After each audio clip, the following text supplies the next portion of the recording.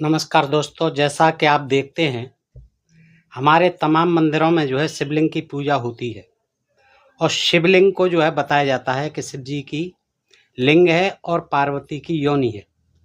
लेकिन बहुत से लोग इधर-उधर की बातें करते हैं और विश्वास नहीं करते हैं। तो दोस्तों, आज मैं आपको यही विश्वास दिलाने के लिए सप्रमाण बता देना चाहता हूँ कि देखिए, शिवलिंग शिव का ही लिंग है और वो पार्वती की ही योनि है।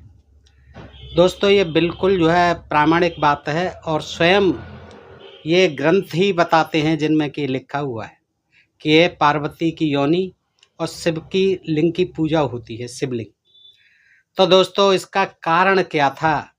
ये शिवलिंग की पूजा होना प्रारंभ क्यों हुई, कैसे हुई, कब हुई? तो ये दोस्तों आज मैं आपको बताता हूँ, आप जानिए इसको और आप इस वीडियो को पूरा देखें। छोटा सा ही वीडियो है और इसमें ये सम्यक जानकारी दी हुई है दोस्तों। तो आइए देखते हैं कि कैसे प्रारंभ हुई। इसके लिए थोड़ा हमें एक कहानी पर जाना पड़ेगा। तमाम पुराणों में दी हुई है ये कहानी कि एक बार ब्रह्माणी, रुद्राणी और लक्ष्मी जी तीनों बैठी हुई हैं और अपने अपने सतीत्व का बड़ा बखान कर रही हैं कि मैं इतनी सती हूँ, मैं ऐसी हूँ, मैं ऐसी हूँ, मैं इतनी पतिव्रता हूँ। तीनों अपनी बातचीत कर रही हैं। उसी समय वहाँ बीच में नारद जी आ जाते हैं। तो नारद जी भी सुनते हैं इन बातों को। तो फिर वो बीच में उन्हें रोक कर कहते हैं कि रुको, आपसे ज़्यादा तो अत्रि ऋषि की, और अत्रि ऋषि कौन थे? ब्रह्मा जी के ही, इसी के नारद जी के ही भाई थे, ब्रह्मा के पुत्र थे। तो उनकी पत्नी जो अनुसुईया है वो महासती है। उसके सतीत्व का तो कोई जवाब नहीं इस दुनिया में, इस ब्रह्मांड में। तो वो बड़ा बुरा मानती हैं, उन्हें बुरा लगता है कि हम तो 3 देवों की पत्नी हैं, त्रिदेवों की पत्नी हैं और हमसे भी ज़्यादा एक ब्राह्मण ऋषि की पत्नी, जिसे अनुसुईया कहते हैं, नारद जी के अनुसार वो हमसे भी बड़ी सती है। तो उनका मन बड़ा विचलित हो जाता है। नारद जी तो ये कह के चले जाते हैं। वो तीनों सोचती हैं कि इसकी हमें परीक्षा तो लेनी चाहिए, अपने अपने पतियों से कहती हैं।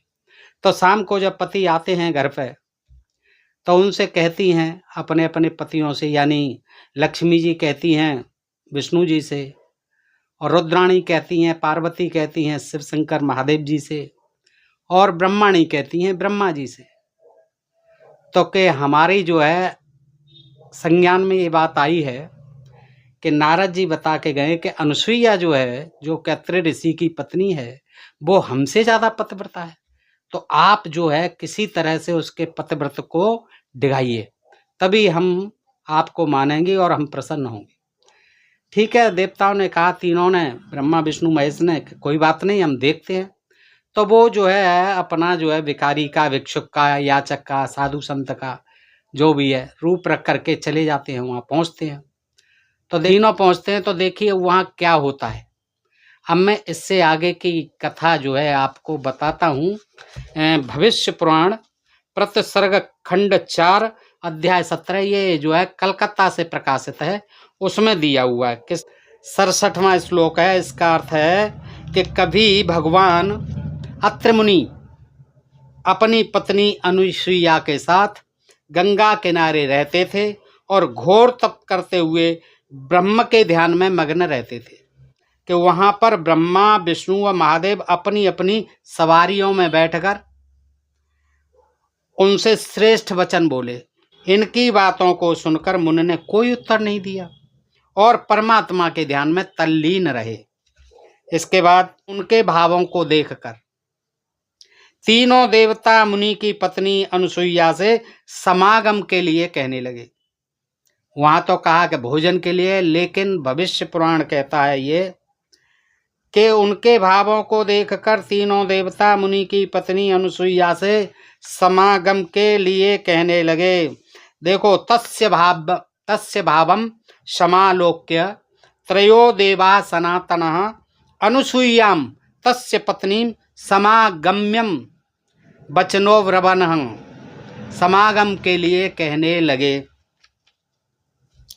देखिए इसका अर्थ भी है इसमें कि तस्य भावम समालोक्यम, यानी लिंग अपनी उपस्थिंद्र को हाथ में धारण किए हुए स्वयं रुद्र महादेव जी, विष्णु स्त्रवर्धनन विष्णु जी उसमें रस बढ़ाते हुए, ब्रह्मा जी कामदेव के प्रभाव से ब्रह्मलोप ज्ञान का लोप करते हुए मोहित होकर स्थित तस्या वशम गतः, अर्थात उसके वश में हो गए, अर्थात आसक्त हो गए। ये जो है लिंगम हस्तम 71 श्लोक है। लिंगम हस्तम स्वयं रुद्रो विष्णु स्तदृश्यवर्धन ब्रह्मा ब्रह्मालोप स्थित वशम गतः। लिंग हस्तम यानी हाथ में अपनी उपेस्थेंद्रिय यानी लिंग को पकड़कर धारण किए हुए स्वयं महादेव जी, स्वयं रुद्रो यानी महादेव जी, विष्णु जी उसमें रस बढ़ाते हुए और ब्रह्मा जी कामदेव के प्रभाव से ब्रह्मलोप ज्ञान का लोप करते हुए मोहित होकर यानी स्थित तस्या वशम गतः, अर्थात उसके बस में हो गए, अर्थात आसक्त हो गए महादेव जी। यानी ब्रह्मा विष्णु जी ने तो उसमें आनंद बढ़ाया, रस बढ़ा दिया, और वो अपने हाथ में अपनी उपेस्थेंद्रिय को यानी लिंग को पकड़े हुए शिव जी।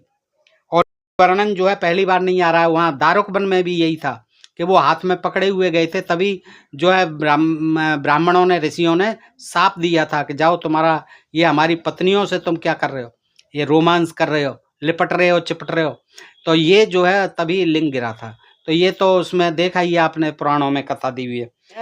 मस्त आंखों वाली हमें अपने साथ रत करने दे, नो चे प्राणन त्यज्याम्य हम, वरना हम प्राण छोड़ते हैं, तेरे सिर हत्या देते हैं। पतिव्रता अनुसुईया उसके इन अशुभ वचनों को सुनकर कुछ न बोली और तीनों के प्रति बड़ी क्रोधित हुई। क्रोधित होना तो स्वाभाविक है कि मोहितास्त्रत्रय देवता काम से मोहित हुए। उन देवताओं ने गृहीत्वाम तम बलात्तदा उसे बलपूर्वक पकड़ लिया। गृहीत्वाम ताम बलात्तदा उसे बलपूर्वक पकड़ लिया। किसने? ब्रह्मा विष्णु महेश ने। किसको पकड़ लिया? अनुसुईया को। अनुसुईया कौन? अत्रि ऋषि की पत्नी। और अत्रि ऋषि अपने ध्यान में बैठे हुए हैं, वो ध्यान नहीं दे रहे हैं उधर, मस्त हैं वो, तो अपने ध्यानस्थ हो रहे हैं।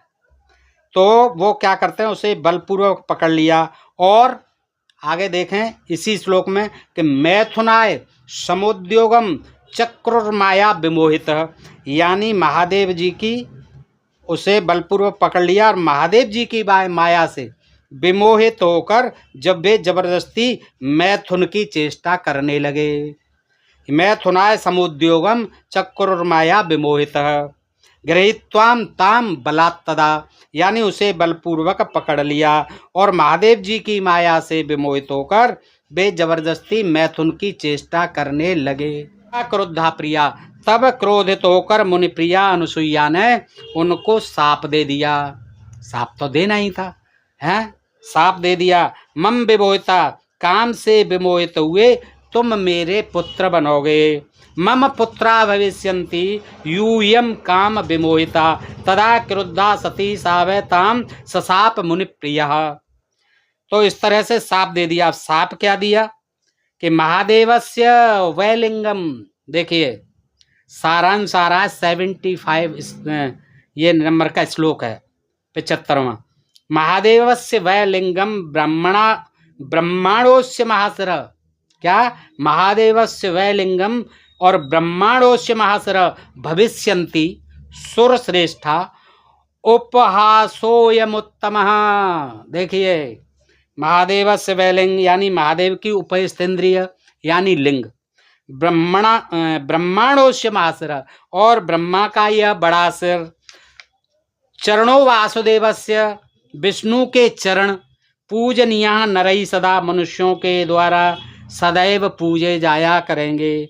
और भविष्यन्ति सुरश्रेष्ठा उपहासोयमुत्तमः, हे श्रेष्ठ देवताओं भविष्य में तुम्हारी सदा खूब मजाक बना करेगी।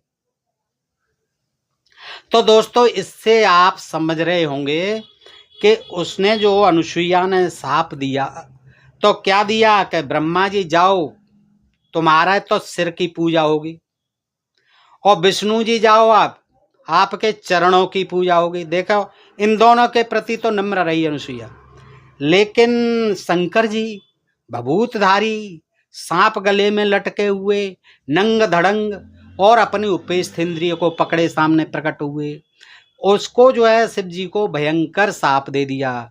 उनसे कहा कि जाओ, तुम बहुत कामातुर रहते हो, जाओ तुम्हारे लिंग की पूजा होगी दुनिया में, और तुम्हारा खूब उपहास होगा, यानी खूब मखौल बने, मजाक उड़ेगा, तुम्हारा उपहास होगा तुम्हारा।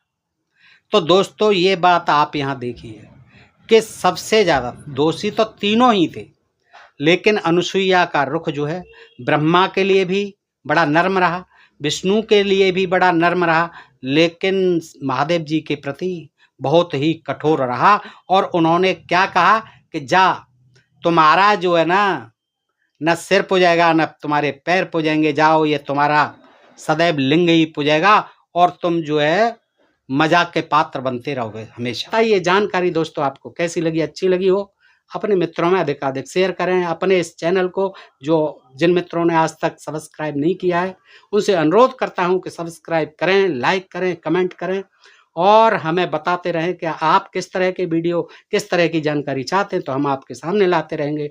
फिर मिलते हैं ऐसी किसी जानकारी के साथ अगले वीडियो में। तब तक आप सब मित्रों का हृदय से आभार, नमस्कार, जय भीम, जय भारत, नमो बुद्धाय।